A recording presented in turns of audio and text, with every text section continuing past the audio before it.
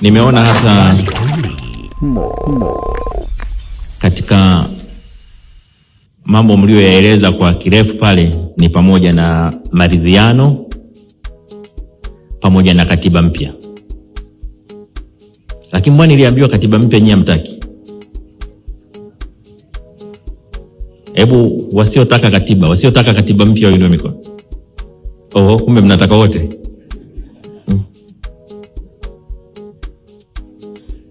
Sasa hebu niseme kidogo kwenye hili la katiba.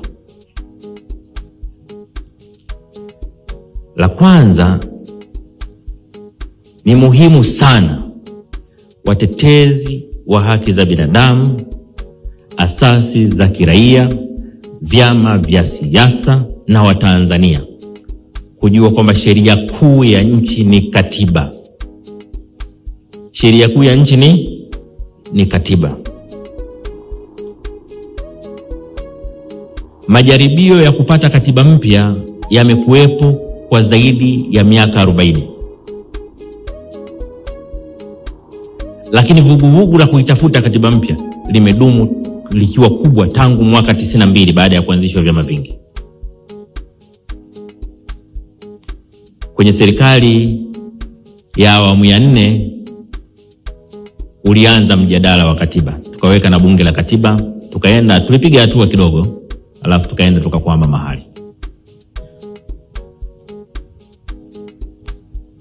Tunaweza tukawa na mambo 40 ya kupigania, lakini katika mkakati wowote lazima uchague jambo kubwa ni lipi.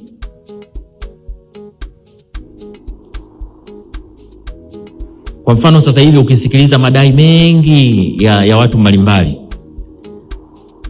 unakuta wamepanga mambo 10 kwa pamoja. Ushindi vita ya mambo 10. Lazima uchague kubwa linaloweza kuyabeba mengine yote ni lipi. Na katika utawala bora katika nchi, kitu kinachoweza kubeba mengine yote ni katiba.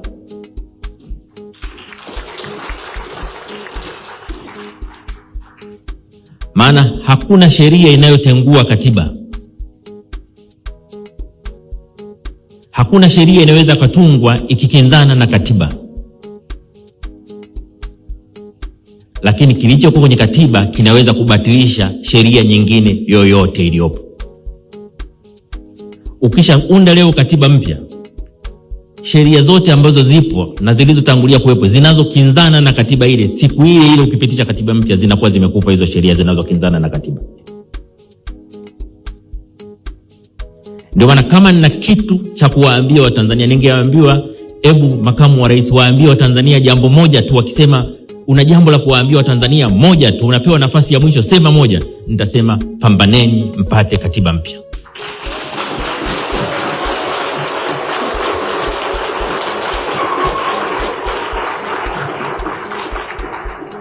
Pambaneni mpate katiba ambayo ina makubaliano ya wadau wote. Katiba yenye mwafaka katika taifa. Katiba itakayotupeleka mbele miaka 50 inayokuja.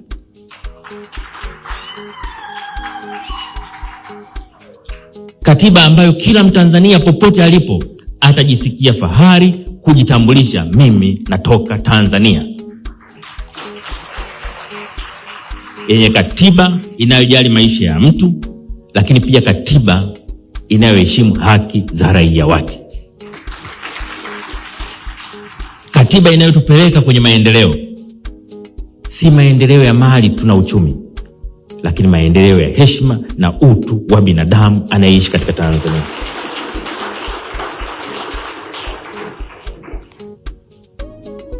Ili uwe na hakika ya kupata katiba mpya, moja ya mambo ambayo ni muhimu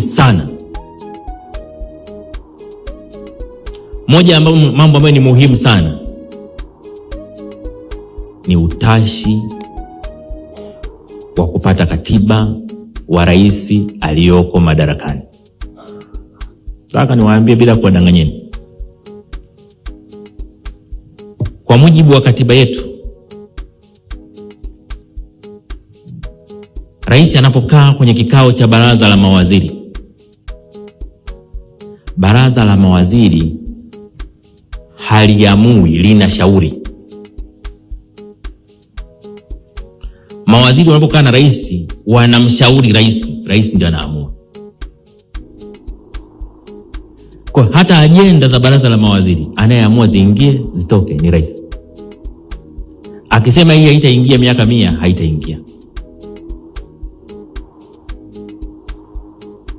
Ndio maana mimi nilipokuwa katibu mkuu wa chama, wakati nasimamia uandishi wa draft ya ilani ya uchaguzi ya CCM, kamati ya ilani ya CCM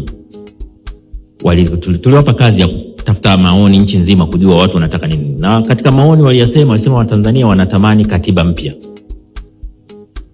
Wakaja kuniambia Watanzania wanataka katiba mpya. Nikamwambia mwenyekiti wa ile kamati na wenzake, nikamwambia sikilizeni, jambo lenyewe zuri, lakini sasa hivi tayari tuna mgombea wa urais na tunategemea atakuwa rais. Ni vizuri atuhakikishie kwamba atalisimamia hilo, tusiliweke kitu ambacho hakitatekelezwa. Tukakubaliana, na mimi nikaenda kumuona Mheshimiwa Rais wakati ule kama mwenyekiti wangu wa chama, mimi katibu mkuu. Nikamwambia Mheshimiwa mwenyekiti, kamati imekuja kuniona ya ilani.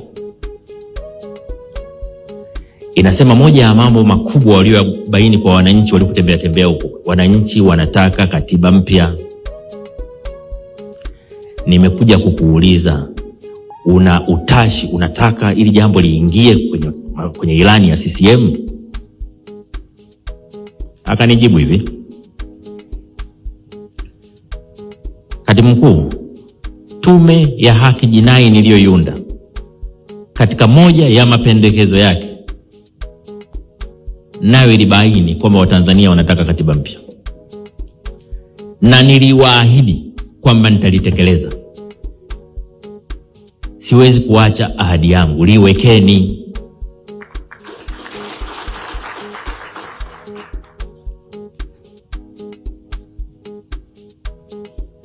Sasa nasema hivi, ningekuwa na njia ya kuwaambia Watanzania jambo hili kwa siri bila hata rais kusikia, ningefanya kwamba jamani, rais analitaka, sukumeni.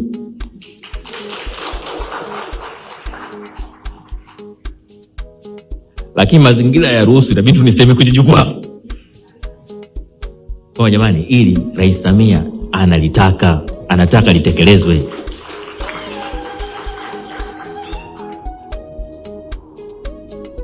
Ni vizuri tukatumia fursa hii ambaye rais analitaka likatekelezwa.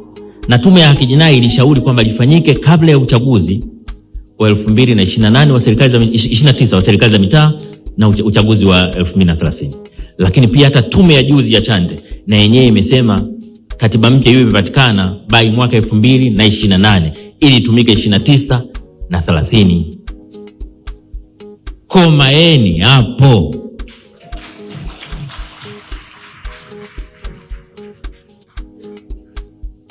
Tusisubiri aje rais ambaye hataki katiba mpya. Katiba iliyoko sasa rais binafsi ataitaka tu kwa sababu inampa nguvu zisizo na maana.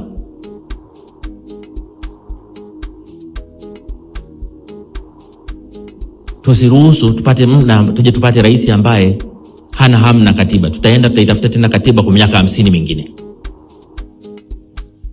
Mazari Mama Samia kaonyesha anania hapo. Niwaambie nini muelewe.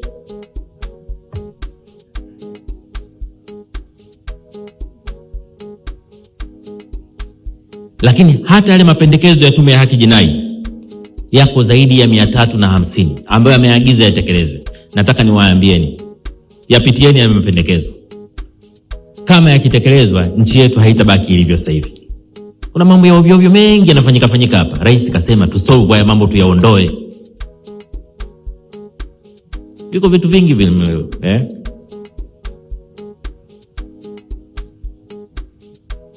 habari ya watu kukaa maabusu, vikesi vidogodogo, vitu vya kijinga, vitu vingi tu.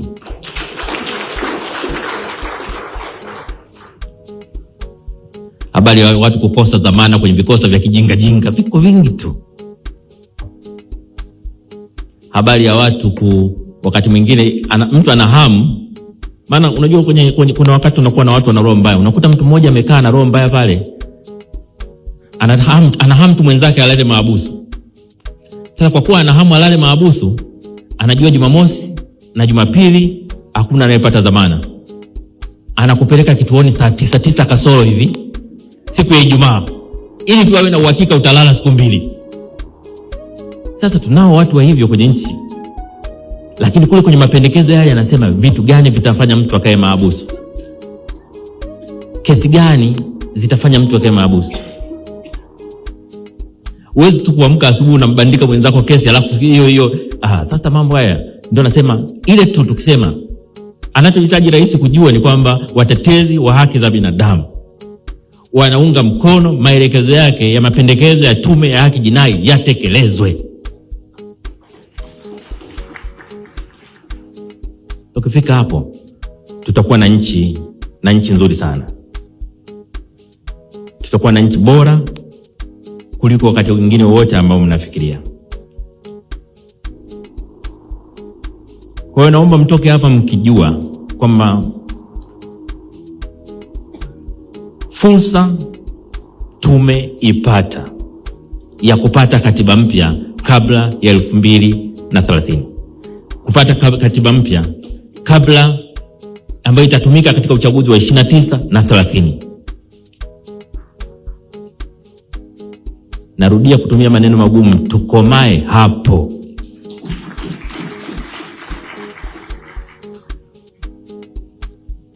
Na naongea na Watanzania wote, naongea na wana CCM, naongea na upinzani, naongea na asasi za kiraia. Nawaambia wana CCM, katiba mpya ni kwa faida ya watoto, wajukuu wenu na vizazi vijavyo. Nawaambia vyama vya upinzani, katiba mpya ni kwa faida yenu, watoto wenu, wajukuu na vizazi vijavyo. Nawaambia asasi za kiraia na watetezi wa haki za binadamu, katiba mpya ni kwa faida ya watoto wenu, wajukuu na vizazi vijavyo. Katiba mpya ni kwa faida ya nchi yetu. Tupigane wote kupata katiba mpya.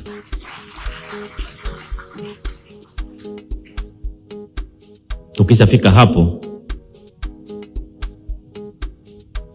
kasi ya maendeleo na mabadiliko kwenye nchi yetu itakuwa kubwa kuliko mnavyofikiri.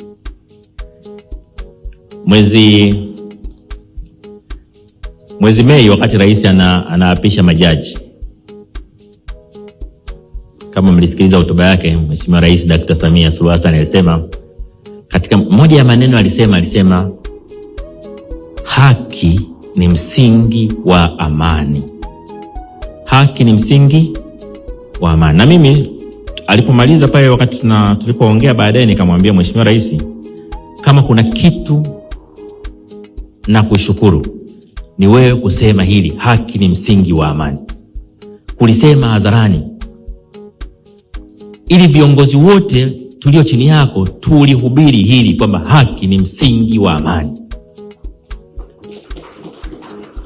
Ukishaanza kuogopa kutamka haki ni msingi wa amani, unaanza na kuona haya kutekeleza haki. Maneno yanazaa matendo. Kwa tunapoanza kulitamka, maana yake kwamba sasa tunajielekeza katika kulitekeleza. Hakuna mashindano ya nani anaanza. Haki ni msingi. Haiwezekani mtetezi wa amani akawa adui wa haki na mtetezi wa haki akawa adui wa amani. Alifikiriki. Ni jambo ambalo ni muhimu tujiepushe nalo. Mimi natamani tuwe na Tanzania ambayo kila Mtanzania anajisikia fahari ya utanzania wake. Kila Mtanzania anajisikia amani ndani ya nchi yake. Kila Mtanzania anajisikia yuko salama ndani ya nchi yake. Kila Mtanzania ana hamu ya kuchangia katika maendeleo ya nchi yake. Hiyo ndio nchi naitamani. Natamani nchi ambayo tunatofautiana katika itikadi, tunatofautiana mambo ya vyama vya siasa, tunatofautiana mambo ya dini na makabila, lakini tunatambuana kwa utanzania wetu. Hii ndio nchi ninayoitamani. Natamani nikikutana na mwanaharakati yoyote yule,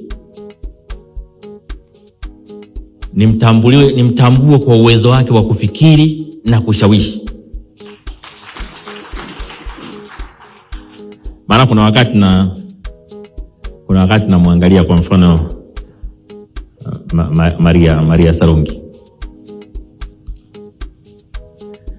Maria Sarungi, wakati sisi tunasoma shule ya msingi, nilikuwa nasoma shule ya msingi Oysterbay pale. Tulikuwa tunasali wote kanisa la Oysterbay. Sasa sisi St. Peter pale. Sasa sisi tulikuwa tunapenda kwenda misa ya Kiingereza. Yes, sijui Kiingereza alijifunza wapi, lakini tulikuwa tunapenda misa ya kwenda ya Kiingereza kwa sababu yeye anaenda kusoma somo vizuri pale. Kwa mimi nikikutana na Maria, ninachokumbuka haraka ni akisoma somo kanisani.